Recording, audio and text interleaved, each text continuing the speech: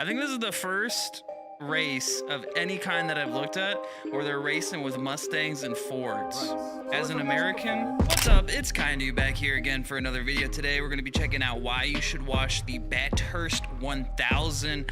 I don't know anything about the Bathurst 1000, but we're going to be checking it out today because one of you guys wanted me to check it out. But let's get into it.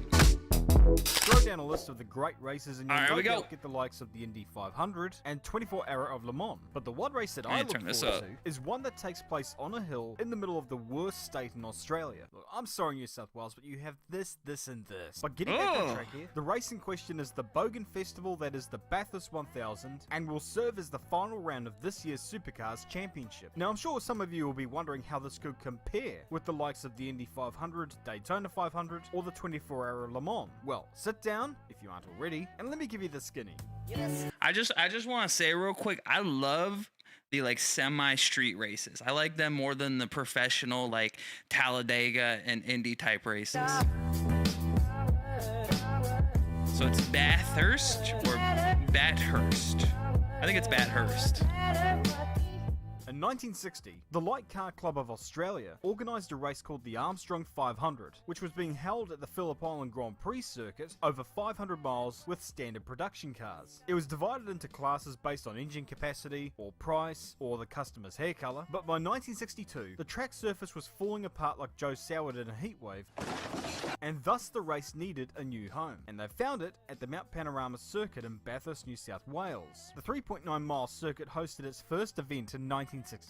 The race was extended from 500 miles to 1,000 kilometers in 1973, and also served as the 8th round of the World Touring Car Championship back in 1987. Nowadays, the 1,000 kilometer event is run as part of the popular Supercars Championship that is held throughout Australasia. Known as the Great Race down in this part of the world, this event has seen some insane races and some spectacular moments in its history, and there is every reason why you should be watching this event. So I'm going to provide a rundown of this year's event and convince you as to why this is the great. I think this is the first race of any kind that I've looked at where they're racing with Mustangs and Fords. Race. As As an I've mentioned American, before, the race is held at the Mount gonna Panorama say. circuit at Bathurst. This thing is regarded as one of the best racetracks in the world, and having made the trip to the venue over the last couple of years, there's good reason for it. The first turn drivers have to negotiate is Hell Corner. It's easy to get it wrong here, and if you do, you're gonna have a real bad time. It's also vital to get a good exit out of this corner for a good run up Mountain Straight, the second longest straight on the circuit. The cars will become slightly airborne over the hump before heading into the negatively cambered Griffin's Bend, but be careful not to stray too far offline here, otherwise you're gonna smack. Running up the hill, the next series of corners is at the cutting, which has a steep 1 in 6 gradient exit, and trust me,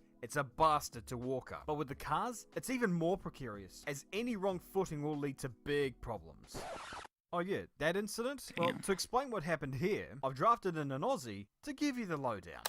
Seriously, a lot can happen over the course of 1,000 kilometers. And a perfect example of this was in 2005, where two drivers would quite literally go head to head, but outside of the car. The two drivers being Marcus Ambrose and Greg Murphy would collide on lap 144 and leave behind what looked like a 8-cylinder car park behind them. Ambrose was ahead of Murphy of the exit of Griffin's, but quickly ended up sideways after being tagged by Murphy. Well, depending on how you look at it.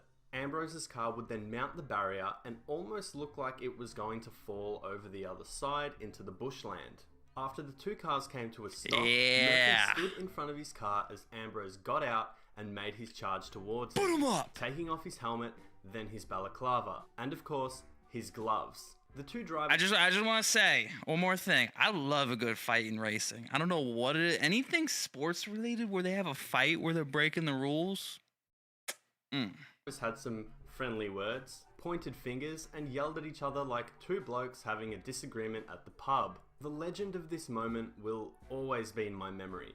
Two blokes wanting to just beat the living daylights out of each other on a mountain out in the middle of nowhere in New South Wales. This to me is Australian motorsport in its prime.